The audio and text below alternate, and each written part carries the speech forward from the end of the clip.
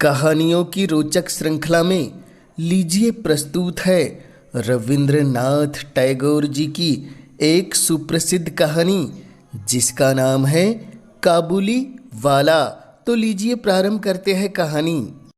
मेरी छोटी बेटी की उम्र 5 वर्ष है। वह जब 1 वर्ष की थी तभी उसने बोलना सीख लिया था और तब से आज तक सोते समय के अतिरिक्त मैंने उसे खामोश नहीं देखा था। कुछ न कुछ और चकर चकर बोलते जाना उसकी विशेषता है। जब कभी उसकी माँ उसे डांट देती तो वह खामोश हो जाती।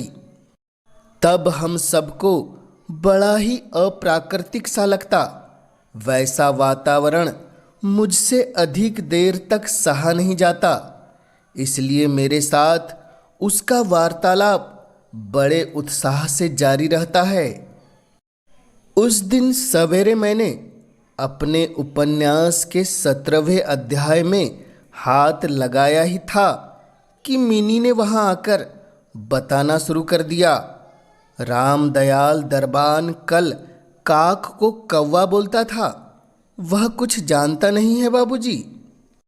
अभी मैं उसे विश्व की भाषाओं की विभिन्नता के विषय में कुछ बताता कि उससे पहले ही उसने दूसरा विषय छेड़ दिया। बाबूजी, भोला कहता था आकाश में से हाथी सुंड से पानी बरसाता है, इसी से वर्षा होती है।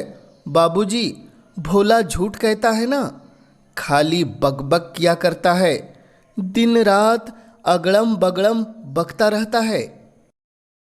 इस विषय में मेरी राय की तनिक भी बाट न जोह धीमे स्वर में एक जटिल प्रश्न कर बैठी। बाबूजी, माँ तुम्हारी कौन लगती है? मन ही मन मैंने कहा साली, और फिर बोला मिनी, अब तू जाकर भोला के साथ खेल, मुझे अभी काम है। तब उसने मेरी मेज के पार्श्व में पैरों के पास बैठकर अपने दोनों घुटनों और हाथों को हिला हिलाकर बड़ी शीघ्रता से मुंह चलाकर अटकन बटकन कहना आरंभ कर दिया। जबकि मेरे उपन्यास के अध्याय में प्रताप सिंह कंचनमाला को लेकर रात के गहरे अंधकार में कारागार के ऊंचे झरोखे से नीचे कलकल करती बहती नदी में कूद रहे थे। मेरा घर सड़क के किनारे पर था। सहसा मिनी अपने अटकन बटकन को छोड़कर कमरे की खिड़की के पास दौड़ गई और जोर जोर से चिल्लाने लगी, काबुली, ए काबुली वाला। मैला ढीला कुर्ता पहने, सिर पर साफा बांधे, कंधे पर सूखे फूलों की मैली सी झोली लटकाए, हाथ में अंगूरों की कुछ पेटियों लिए एक लंबा तगड़ा सा काबुली वाला, काबुल देश का निवासी, धीमी चाल से सड़क पर जा रहा था। उसे देखकर मेरी बेटी के हृदय में कैसे भाव उदित हुए होंगे वह बताना असंभव है। उसने जोरों से पुकारना शुरू किया। मैंने सोचा अभी झोली कंधे पर डाले सिर पर एक मुसीबत आ खड़ी होगी और मेरा 17वां अध्याय आज अधूरा रह जाएगा। किंतु मिनी के चिल्लाने पर ज्यों ही काबुली वाला पलटकर घर की तरफ आने लगा, त्यों ही मिनी भय खाकर भीतर भाग गई। फिर उसका पता ही नहीं लगा कि कहाँ छिप गई। उसके छोटे से मन में शायद यह भ्रम जड़े जमाए बैठा था कि उसकी उस मैली कुचैली झोली में शायद 2-4 उसके जैसी बच्चियां अवश्य ही कैद होगी। इधर काबुली वाले ने आकर मुस्कुराते हुए मुझसे हाथ उठाकर दुआ सलाम की और खड़ा हो गया। मैंने सोचा वास्तव में प्रताप सिंह और कंचनमाला की दशा अत्यंत संकट में है, फिर भी घर में बुलाकर इससे कुछ न कुछ खरीदना अच्छा न होगा। मैंने कुछ सौदा खरीद लिया। उसके बाद मैं उससे इधर उधर की बातें करना लगा। अब्दुर्रहमान रूसी अंग्रेज आदि को लेकर अंग्रेजी सीमांत राज्यों की रक्षा के बारे में गपशप होने लगी।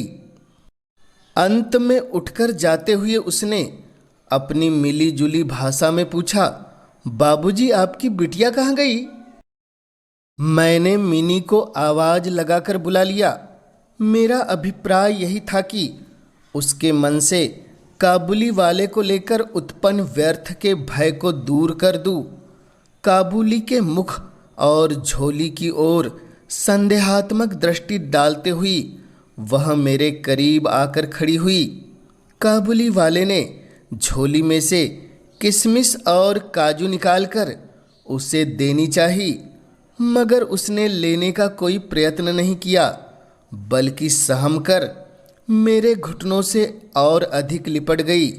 यह था काबुली वाले से मिनी का परिचय। फिर कुछ दिन गुजर गए। एक दिन सवेरे मैं किसी आवश्यक कार्य से बाहर जा रहा था। देखा मिनी दरवाजे के पास बेंच पर बैठी काबुली वाले से हंस हंस कर बातें कर रही थी और काबुली वाला उसके पैरों के समीप बैठा मुस्कुराता हुआ उसकी बातें ध्यान से सुन रहा था। बीच बीच में अपनी हिंदी फारसी को मिली जुली भाषा में अपनी राय भी व्यक्त करता जाता था। मिनी को अपने 5 वर्ष के जीवन में मेरे अतिरिक्त ऐसा धैर्य वाला श्रोता आज ही मिला था, वरना तो हर कोई कुछ देर उसकी चकचक सुनने के बाद उसे डांट देता था। मैंने देखा कि उसके फ्राक की झोली बादाम किशमिश से भरी हुई है। मैंने काबुली वाले से कहा, इसे यह सब क्यों दे दिया? अब मत देना। फिर मैंने जेब से एक अठन्नी निकालकर उसे दी, जिसे उसने सहज भाव से लेकर अपनी झोली में डाल लिया। कुछ देर बाद घर लौटकर आया तो देखा कि उस अठन्नी को लेकर घर में बवाल मचा है।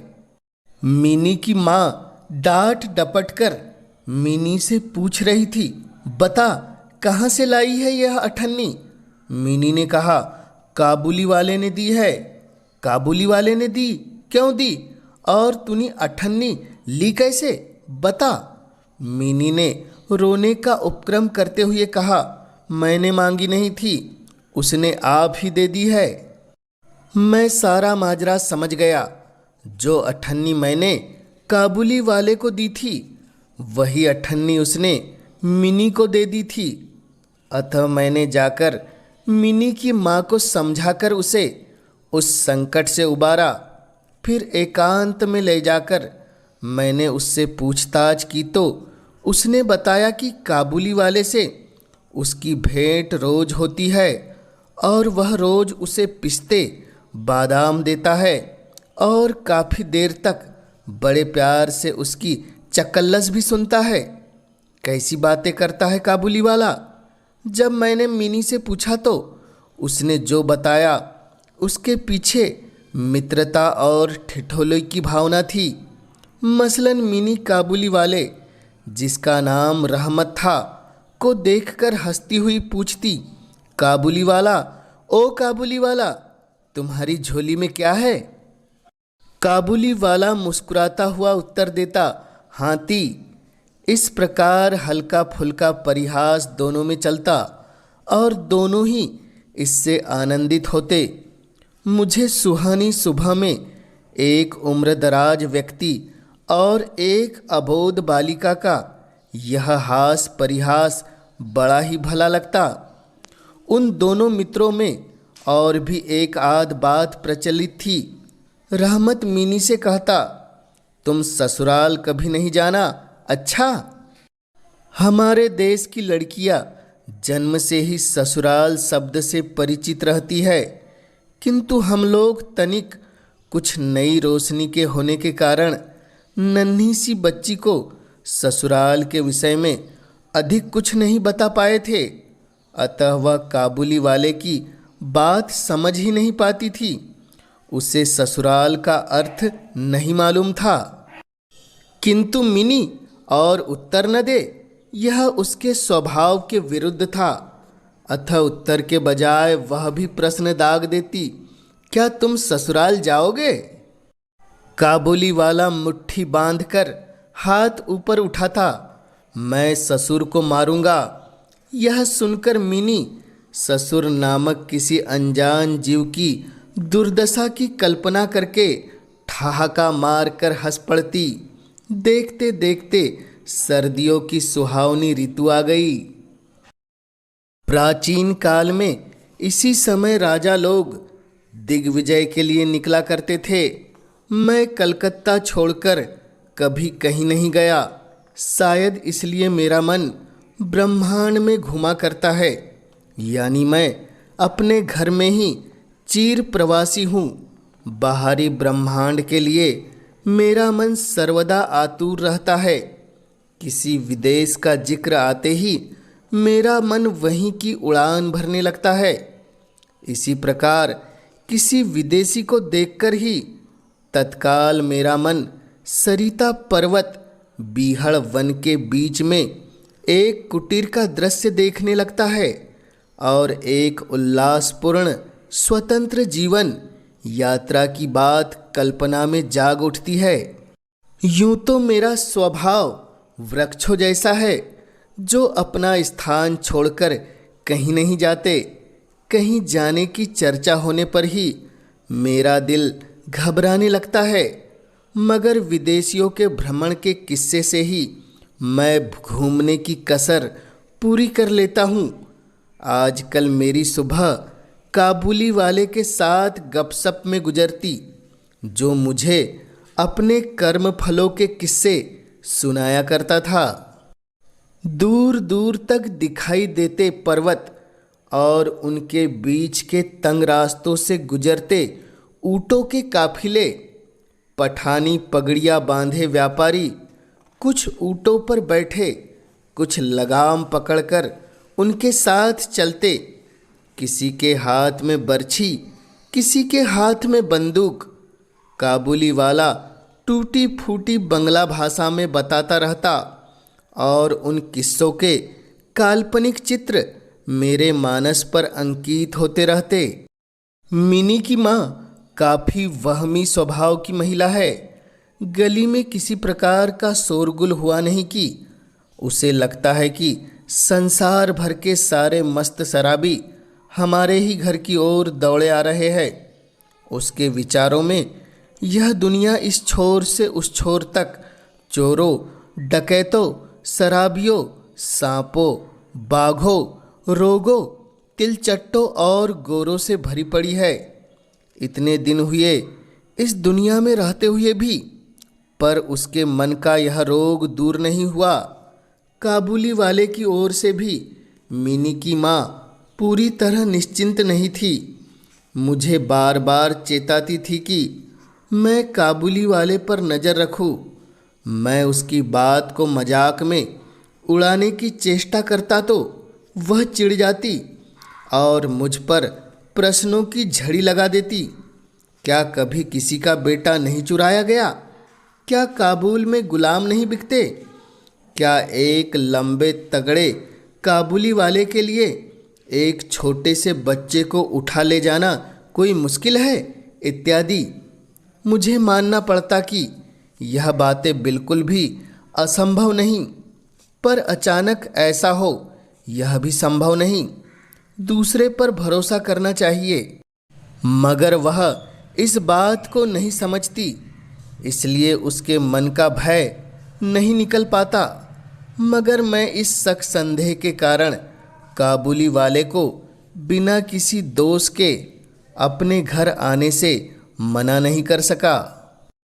हर वर्ष वह माघ मास के अंत तक अपने देश लौट जाता है।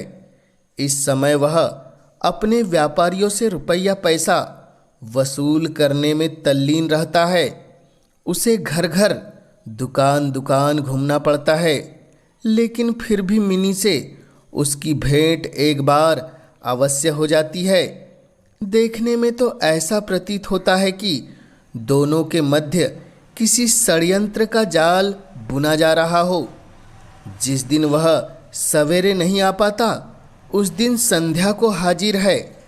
अंधेरे में घर के कोने में उस ढीले ढाले कुर्ता पैजामा पहने झोली वाले लंबे तगड़े उस आदमी को देखकर सचमुच ही मन में भय सा पैदा हो जाता है। लेकिन जब देखता हूँ कि मिनी ओ काबुली वाला कहती हुई हंसती दौड़ जाती है और दो असम आयु मित्रों में वही पुराना हास परिहास चलने लगता है, तब मेरा सारा भय दूर हो जाता है और हृदय खुशी से भरकर नाच उठता है।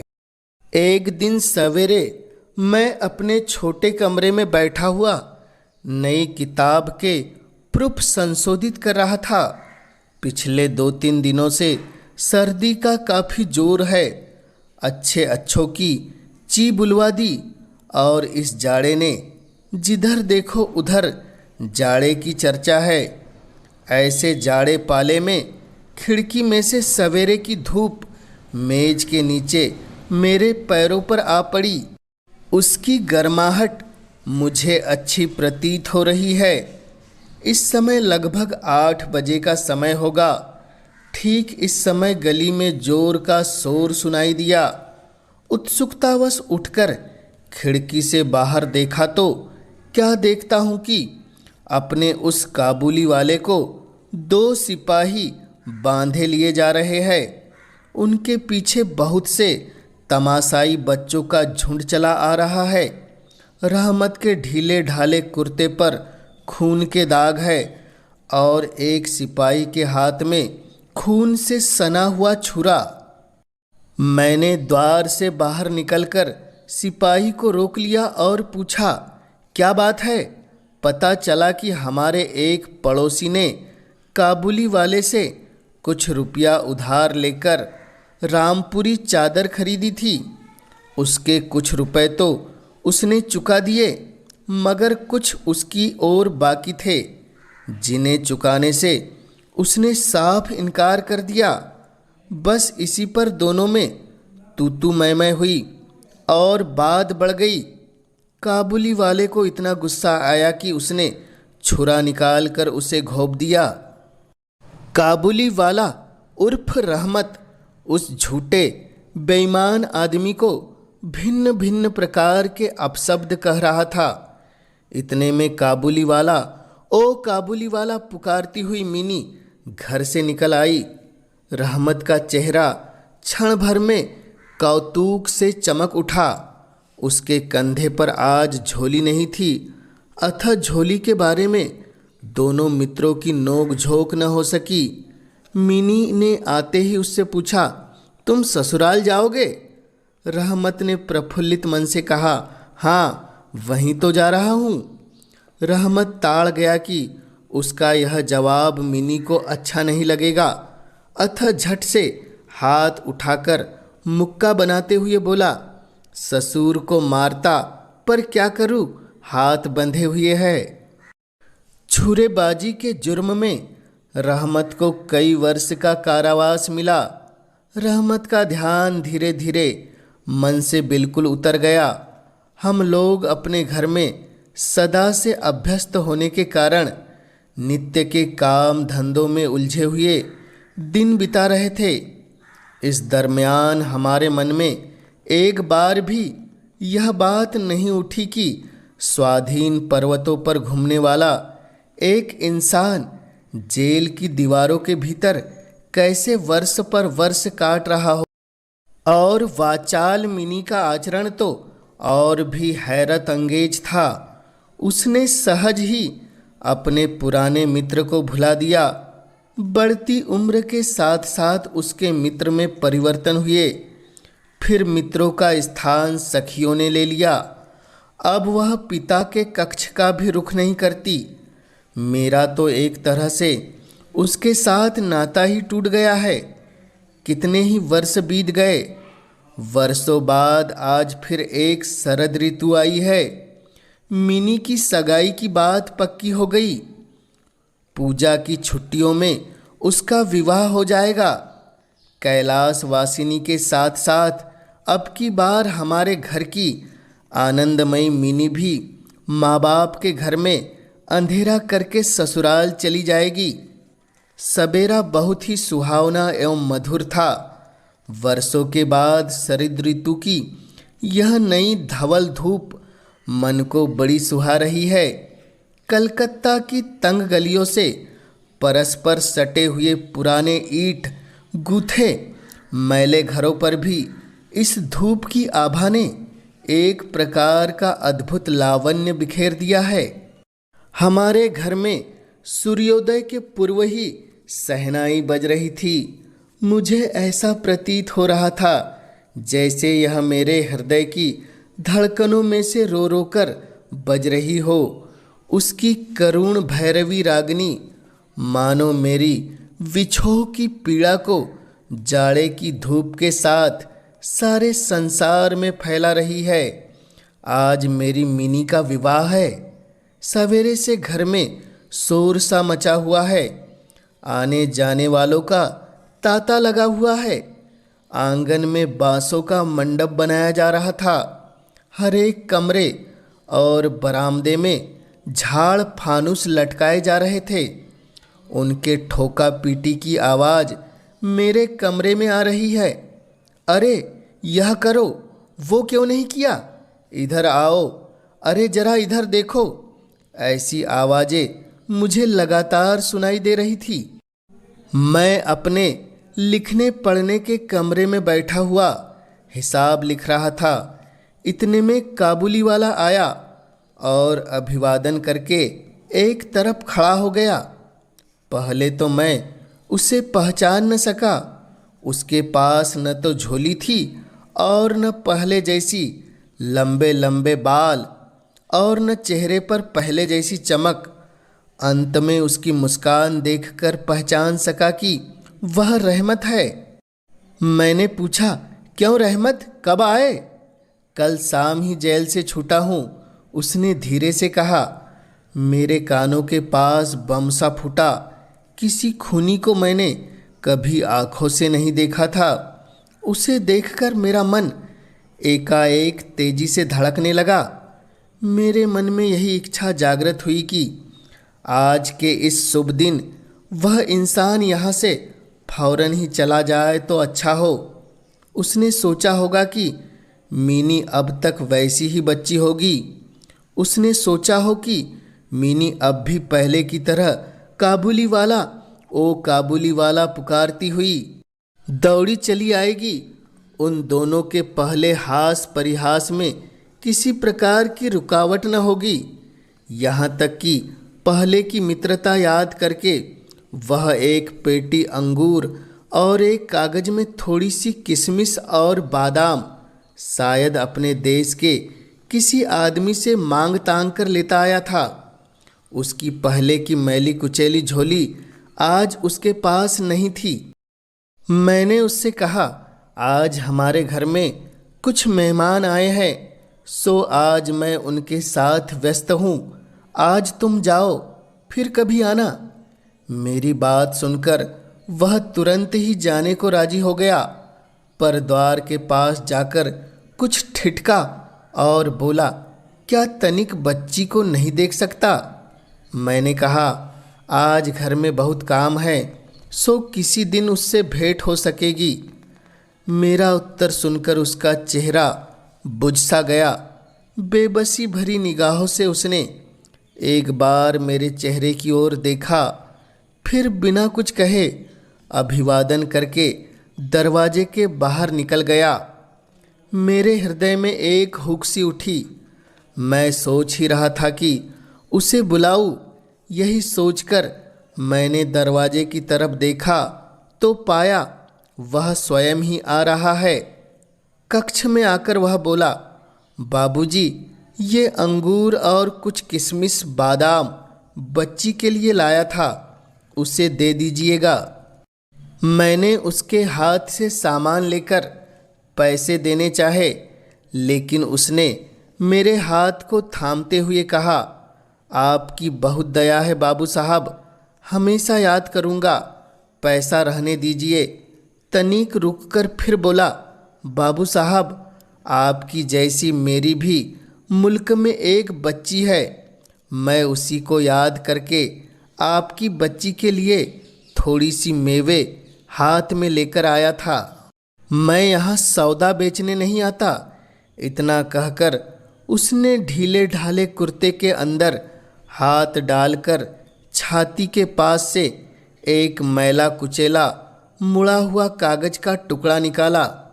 फिर बड़े जतन से उसकी एक एक तह खोलने लगा। चारों तह खोलकर दोनों हाथों से उसे फैलाकर मेरी मेज पर रख दिया।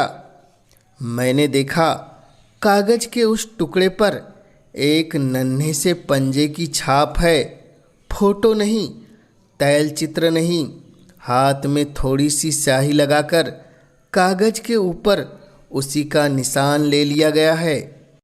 अपनी बेटी के इस स्मृति चिन्ह को छाती से लगाकर रहमत हर वर्ष कलकत्ता के गली कूचों में सौदा बेचने के लिए आता है, और तब वह स्याही चित्र मानो उसकी बच्ची के हाथ का कोमल स्पर्श उसके वक्ष स्थल में अमृत उड़ेलता रहता है। यह सब देखकर मेरी आंखें भर आई, और फिर मैं इस बात को बिल्कुल ही भूल गया कि वह एक मामूली मेवा बेचने वाला है और मैं एक उच्च वंश का रईस हूँ। मुझे ऐसा लगने लगा कि जो वह है वही मैं हूँ। वह भी एक पिता है और मैं भी एक पिता। मैं तत्काल ही मिनी को बाहर बुलवाया। हालांकि इस पर अंदर घर में आपत्ति की गई, पर मैंने उस पर कुछ भी ध्यान नहीं दिया। विवाह के वस्त्रों और गहनों से लदी फंदी मिनी मारे लज्जा के सिकुड़ी हुई सी मेरे पास आकर खड़ी हो गई। उसे उस अवस्था में देखकर काबुली वाला सकपका गया। उससे पहली जैसी बातचीत न करते बना। बाद में हंसते हुए बोला, लल्ली सास के घर जा रही है क्या? मिनी अब सास का अर्थ समझने लगी थी, अतः अब उससे पहले की तरह उत्तर देते न बना। रहमत की बात सुनकर लज्जावश उसके कपोल सुर्ख हो उठे। उसने मुंह फेर लिया। मुझे उस दिन की याद आई जब उस काबुली वाले से मिनी का प्रथम परिचय हुआ था। मन में एक पीड़ा की लहर दौड़ गई। मिनी के चले जाने के बाद एक गहरी सांस लेकर रहमत फर्श पर बैठ गया। शायद उसकी समझ में यह बात एकाएक साफ हो गई कि उसकी बेटी भी इतने दिनों में बड़ी हो गई होगी और उसके साथ भी उसे अब फिर से नई जान पहचान करनी पड़ेगी। जाहिर था कि वह उसे पहले जैसी नहीं पाएगा। इन 8 वर्षों में उसका क्या हुआ होगा कौन जाने। भीतर फिर से शहनाइयाँ बजने लगी और रहमत यहाँ कलकत्ता में मेरे सामने बैठा झांकती आँखों से अफ़गानिस्तान स्थित अपने घर आंगन का नज़ारा सा देखने लगा। कौन जाने आज उसके घर भी शहनाई बज रही हो। मैंने एक बड़ा नोट निकालकर उसकी ओर बढ़ा दिया और कहा, रहमत तुम अपने देश चले जाओ, अपनी बच्ची के पास। तुम दोनों के मिलन सुख से मेरी मिनी को भी सुख होगा। रहमत को रुपए देने के बाद विवाह के हिसाब में से मुझे उत्सव समारोह के 2-1 विषय कार्ड देने पड़े, मगर इन सब का मुझे लेस मात्र भी रंज न था। अंग्रेजी बाजा भी नहीं आया। रनिवास और औरतें बहुत बिगड़ने लगी। जैसा सोचा था वैसी बिजली बत्ती नहीं कर सका। आज एक अपूर्व ज्योत्सना से हमारा शुभ समारोह उज्जवल हो उठा।